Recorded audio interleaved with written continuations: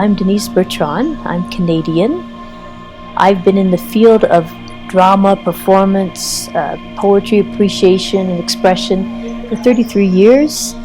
And I started in Canada, but my work has traveled into 7 different countries. And wherever I go, if I want to go to another country, I can bring my work because it's all in me, all the programs I developed and the courses and so forth, the workshop, play shops.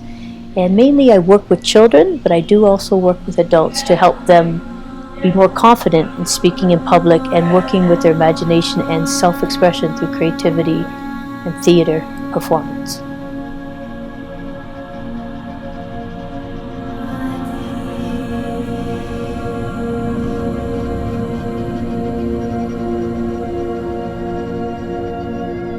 Lately I've been calling myself a play artist, a creative communication artist, because I think there's a lot of us that have forgotten how to play from our inner child, our inner world, and we get caught up in so much technical stuff or so much communications in a different way rather than coming from our true intuition.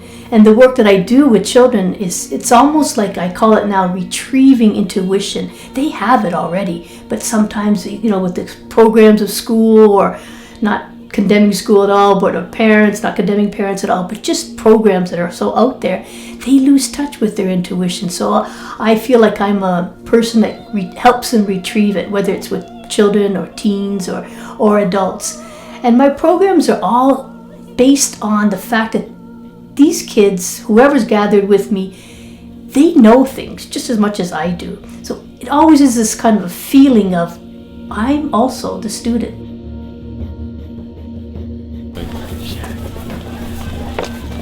So many pigs.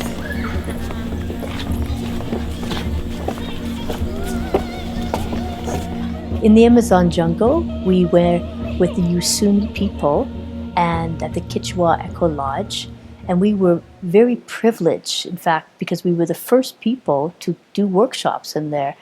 And I, with my team that I was with, we did a theater workshop. Well, it wasn't even a workshop, we ended up creating a performance. And it started with myself and another theater storyteller on the bus, Richie. We were exploring ideas of what we could do for the kids, and we just were back and forth, back and forth, back and forth. It was so, and we got so excited by it, so we shared it with other people who were theater types as well. And everybody said, yes, let's do this. And so we presented it to the children in kind of in a workshop fashion, because we had to get them to imagine that they were different elements, got them to move in different ways. And then we gave out cloth, and I gave out cloth and feathers and different things to augment the elements. And then we went through the story with the children in a kind of rehearsal fashion, and then we told them they had to do it. But some of them put their knapsacks on. I guess they didn't really get that part. But eventually, once we convinced them, it wasn't even about convincing, once they understood that they had to do the performance for more people, they took off their knapsacks and got into a new space, and we performed the whole show for other classes in the school. Hey, Luna! It didn't work! No funcionó! Remember? Recuerda! Juntos! Juntos, ahora los 4 elementos. Together! Todos juntos, vamos a bailar. A despertar a los humanos. Vamos, a ver. Izquierda. The children will range from about, I'd say, 4 years old to 10. Nice age group, and they were very receptive and working with the other adults. It was just this wonderful synergy, and it was like we were all immersed in the idea, and it just flowed, and there was no restriction. There was no like, oh, I want to do this. It was just really beautifully and all in harmony. So it was nice because we were talking about the sun and the moon and the elements, and how the humans were kind of like sleeping, and how the elements had to wake them up so that they could be aware, the human could be aware of what they are doing to the planet. And the children representing the elements danced around the humans, and eventually, with a magical helper coming in, woke them all up. And we had a celebration all together, and we got people in the room dancing with us and so forth. It's very colorful, fun. Vera,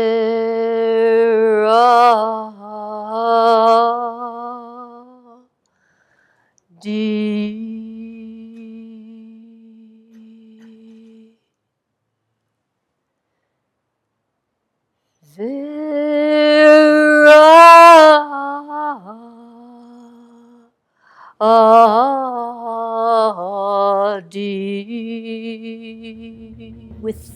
our group, I felt there was a lot of curiosity. We were all coming from a place of curiosity, which is a lovely open space of being in wonder. And this really, to be in curiosity is a gift of the spirit, to be hanging in that space and not judging or whatever, just being full of wonder. What's gonna happen next? What are we gonna do next? Like excitement.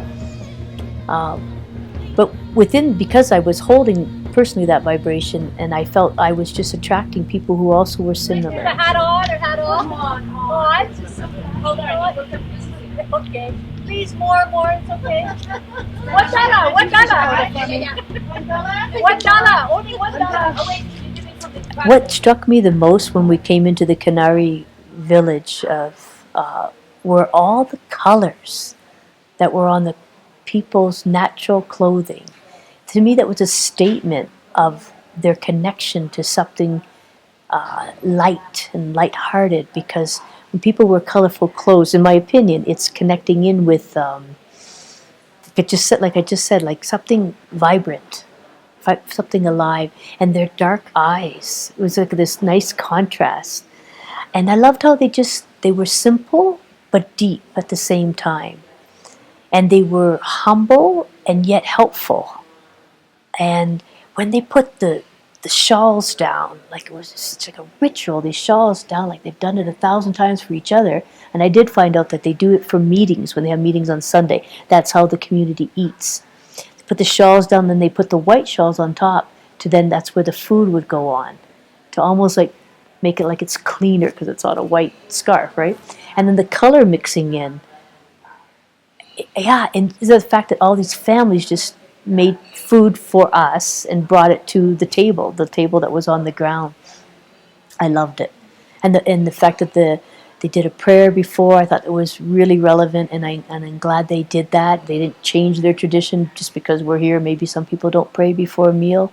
I always pray before a meal. I love it. I think it's great to honor the nutrition that's been given to us by nature and the beings of nature. So I love that they did that. And then they just celebrated with the original music, the traditional music, and we got to dance with them. I brought out my magic scarves. I call them magic scarves because they work, because they're colorful. In fact, one of the ladies, I gave it to her to join in the movement, and I think she thought it was her own. So we had to explain to her these weren't unfortunate gifts for her, but because these were part of me bringing color into what they were doing. And different people were joining in for that part initially, and not just the Canary people, our team were joining in and just spontaneously dancing, building a bridge with the colors of the fabric and dancing underneath it and all this fun stuff. And then it was just, I felt in spirit of what they were. A little bit earlier than that, I had a great little experience with the children in the fruit, because I felt they were shy to touch the fruit, and I'd asked somebody to translate, do they get fruit very often? And the answer was no. So I took the plastic container and then encouraged the children just to open their mouths when I was dropping the fruit in, and they would start laughing. But the color, again, it was connecting to the color of the fruit going into their bodies, and just because like I said in the beginning, the color of their when we went in just struck me.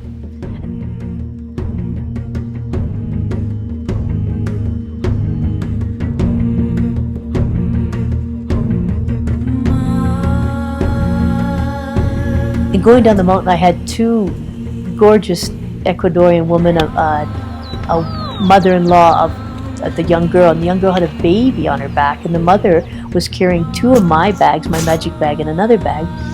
I found myself singing, I was whistling like the birds, and they found out I was calling myself Feather on this trip, and they laughed about that, what kind of bird I was. And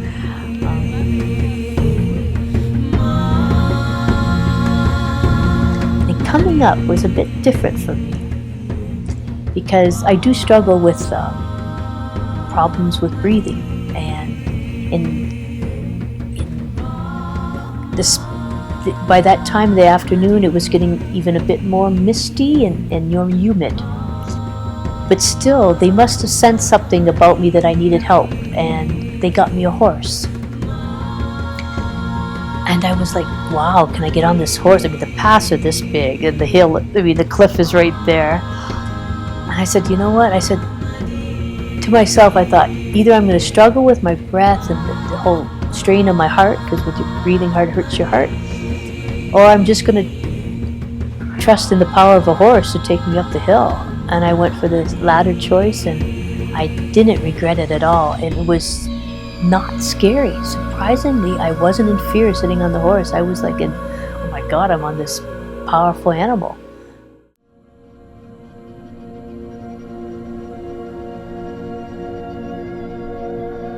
Whatever I do, whenever I'm in front of people, or I know I'm going to be in front of people, it's always a creative process till I get there, and then it's still a creative process when I'm in there.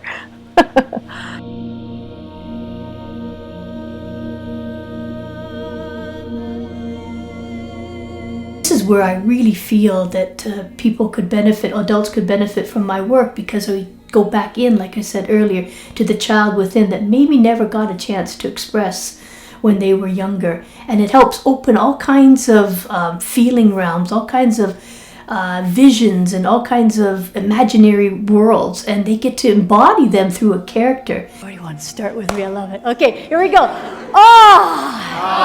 It's a beautiful day. Wow, look at that! Wait a minute, some of you didn't have your hand on your hip and you did it stretched out. Let's try that one again.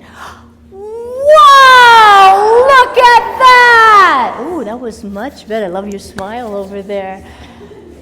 And then learn the discipline of memory skills, because they have to learn lines, and then they have to learn how to move on stage and who to relate to on the stage space. And all this is kinetic, because they got to be doing it in the moment. And it reinforces their levels of confidence with themselves and with others around them, because they are creating in the moment.